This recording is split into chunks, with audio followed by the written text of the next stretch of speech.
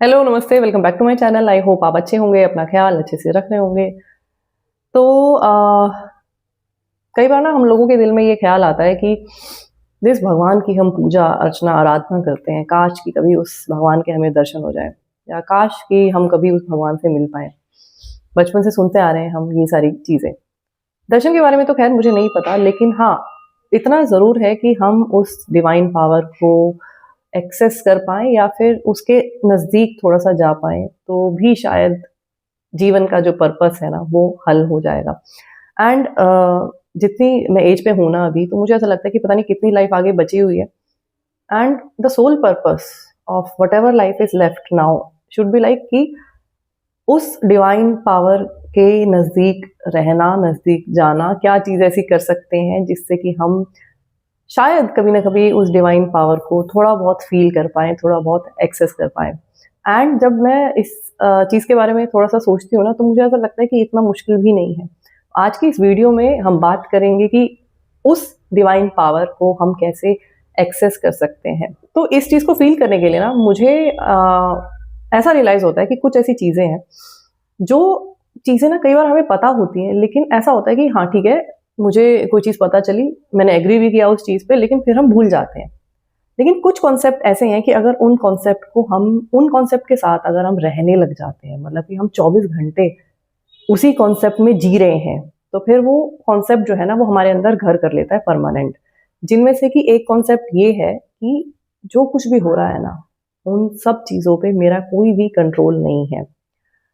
अभी आपको यहाँ पे ऐसा लगेगा, और बहुत सारे लोग ऐसे बोलते भी हैं कि फिर मेहनत ना करें, फिर काम ना करें, फिर होना ही है तो फिर हम क्यों कुछ कर रहे हैं। और इस चीज़ के लिए मैं बार-बार ये बोलती हूँ कि अपनी तरफ से ना हमें जो भी लगता है, जैसा भी लगता है, हमारी जितनी भी समझ है, उसके हिसाब से हमें अपना काम करना है।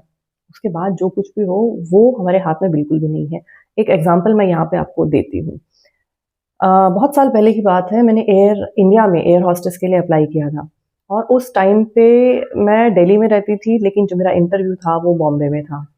तो मैं अकेले पहली बार बॉम्बे गई, वहाँ पे पहला राउंड था, फिर कुछ दिन बाद 4-5 दिन बाद दूसरा, तीसरा राउंड ऐसे था। तो मैंने पहली बार अकेले ट्रैवल किया, फिर वहाँ पे जैसे भी मेरे कुछ दोस्त थे वहाँ पे, उन दोस्त के घर पे मैं वहाँ पे रही। उसके बाद मैं फिर से इंटरव्यू के लिए गई, पहले में सेलेक्ट हो गई, दूसरे में सेलेक्ट हो गई। लास्ट राउंड जो था उसमें पूरा का पूरा पैनल बैठा होता है, जिसमें कि 6-7 लोग बहुत सीनियर एयर इंडिया के ऑफिशियल्स होते हैं वहाँ पे। और जो लोग मुझसे पहले गए थे, तो 5 मिनट या 7 मिनट में वो लोग बाहर आ रहे थे। एंड जब मैं वहाँ पे गई थी, तो आधा घंटा लगा। मुझे पता तो चल रहा था कि काफ़ी देर हो गई है, पर ये नहीं पता था कि आधा घंटा हो गया होगा। तो the moment I came back, तो जो कैंडिडेट मेरी बात थी, उसने मुझे बताया कि आप आधे घंटे में बाहर आए हो। एंड मुझे भी इंटरव्यू से जो मैंने मतलब मेरी वहाँ पे कन्वर्सेशन हो रही थी उन लोगों के साथ, इतना कंफर्टेबल थे सब लोग। सब लोग ऐसे बात कर रहे थे जैसे कि घर में बात नहीं करते हैं, उस तरीके से मुझसे बात कर रहे थे। तो मुझे भी पता था कि सिलेक्शन जो है 100% हो गया है मेरा।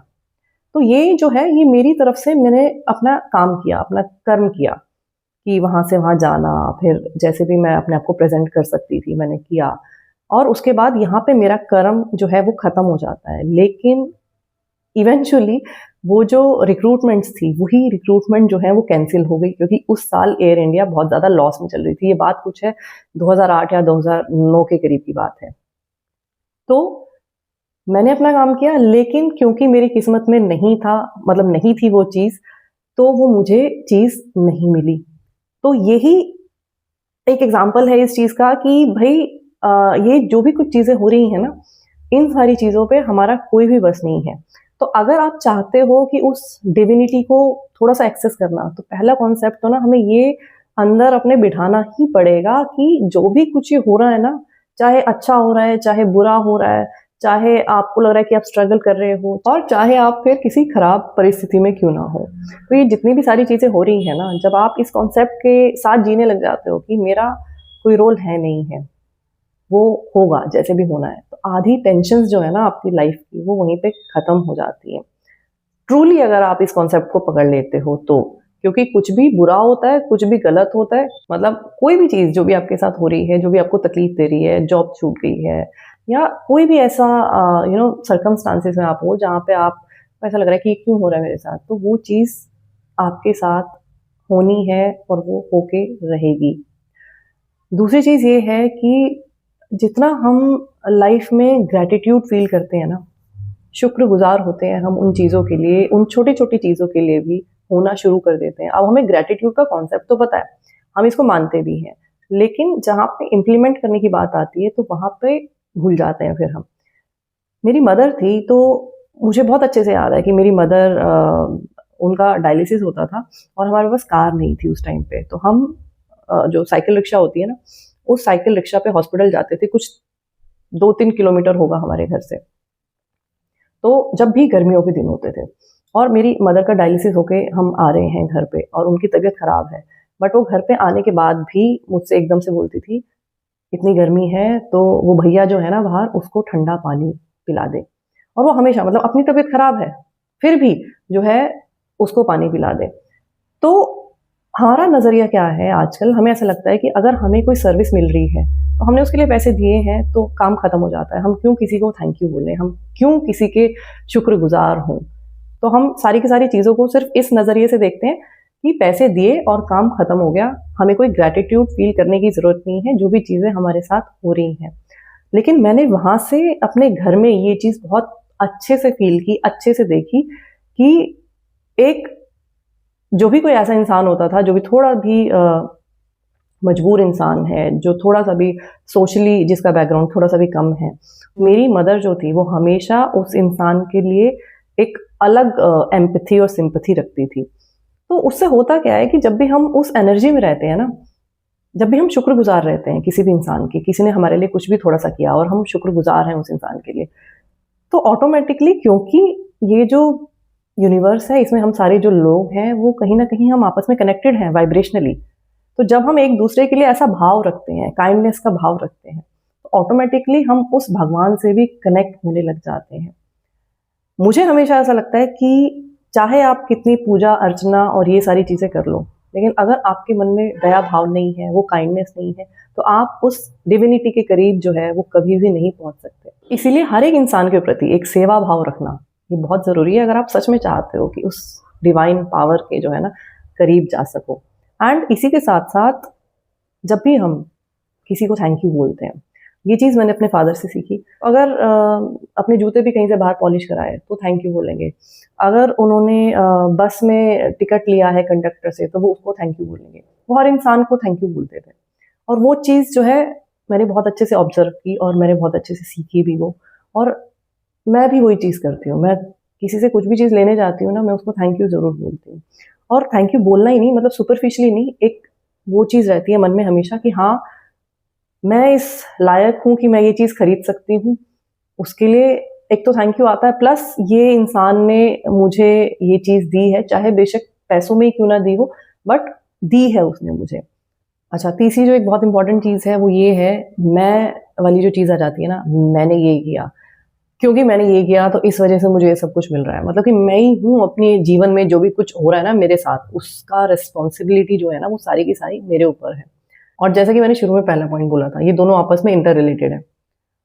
जब हम इस बात को अच्छे से मान जाते हैं कि मेरे हाथ में कुछ भी नहीं है, तो इवेंचुअली ये जो मैं वाला पार्ट है, वो खत्म हो जाता है। तो जब तक हम ये मैं वाला पार्ट पकड़ के रखते रहते हैं ना, तब तक हम कभी भी उस डिवाइन एनर्जी को एक्सेस नहीं कर सकते। क्योंकि क्या होता है कि हमें ऐसा लगता है कि जो भी मेरी उपलब्धियाँ हैं मेरे जीवन में, वो मेरी वजह से हैं। फिर क्या होता है कि अगर उपलब्धियाँ नहीं भी होती हैं, आपका डाउनफॉल आ जाता है अगर, तो आपको फिर वो चीज़ बहुत प्रॉब्लम देने लग जाती है। वहाँ पे आप बहुत एक डिप्रेस्ड वाले मोड में आ सकते हो।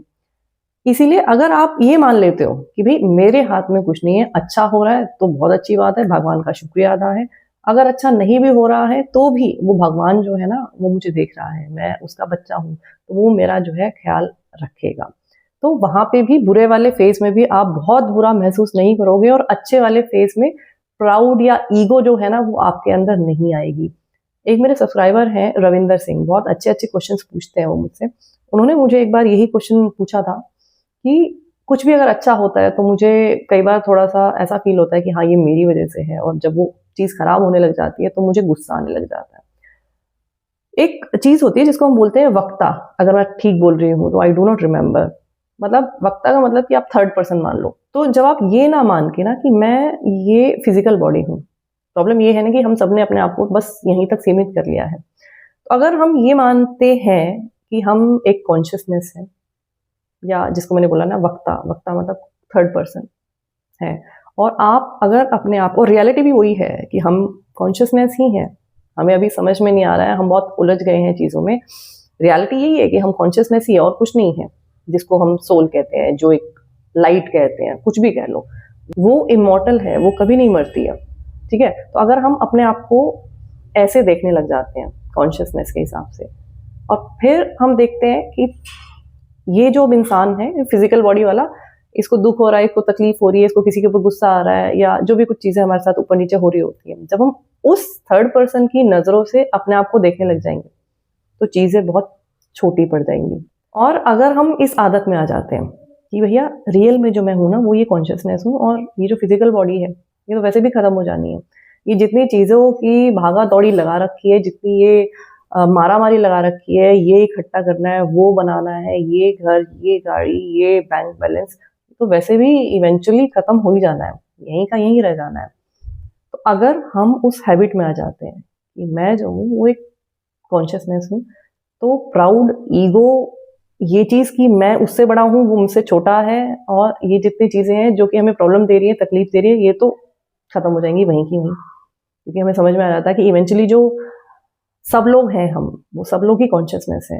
ये तो जो लड़ाई हमने क्रिएट कर रखी है ना, ये तो बस हम इंसानों ने बनाई हुई है, इसका डिविनिटी से कोई रिलेशन ही नहीं है। और अगर जैसे कि मैंने अभी बोला, आप उस कॉन्शियसनेस वाले फेस में रहने लग जाते हो, तो बहुत सारी प्रॉब्लम्स जो है वो खत्म हो जाएंगी, क्योंकि फिर आपका जो अटैचमेंट है इस फिजिकल बॉडी के साथ भी और मेटेरियलिज्म के साथ भी, वो बहुत कम हो जाएगा।